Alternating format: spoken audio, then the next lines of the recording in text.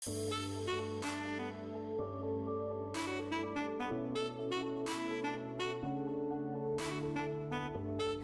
And hello எல்லோருக்கும் வணக்கம். Welcome back to our channel healthy for you kitchen. இன்றைக்கி நம்ம கிச்சனில் ரொம்பவே ஹெல்தியான கருவேப்பிலை சாதம் எப்படி பண்ணுறதுன்னு தான் பார்க்க போகிறோம். வாங்க எப்படி செய்கிறதுன்னு பார்க்கலாம்.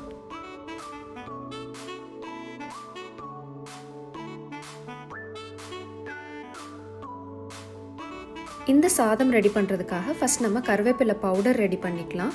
அதுக்காக பேன் சூடானதுமே கொஞ்சம் ஆயில் சேர்த்திக்கிறேன். கூடவே துவரம்பருப்பு, கடலைப்பருப்பு, உளுந்தம்பருப்பு, மல்லி விதை, மிளகு, சீரகம்,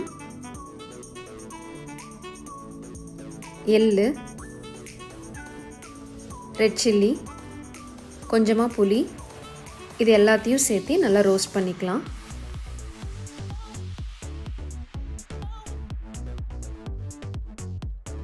இந்த அளவு கலர் சேஞ்ச் ஆனதுமே நமக்கு தேவையான அளவு கருவேப்பிலை இது கூட ஆட் பண்ணி அதையும் நல்லா ரோஸ்ட் பண்ணிக்கலாம்.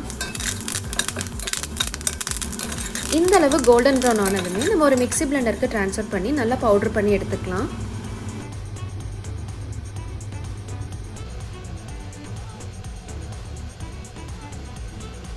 இப்போ ஒரு பேனில் நமக்கு தேவையான அளவு ஆயில் ஆட் பண்ணிக்கலாம்.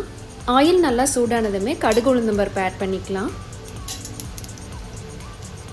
கடுகு நல்லா பொரிஞ்சதுமே கடலைப்பருப்பு, கருவேப்பிலை, பீனட்ஸ் இதெல்லாம் ஆட் பண்ணி ஒரு 2 மினிட்ஸ்க்கு நல்லா ரோஸ்ட் பண்ணிக்கலாம்.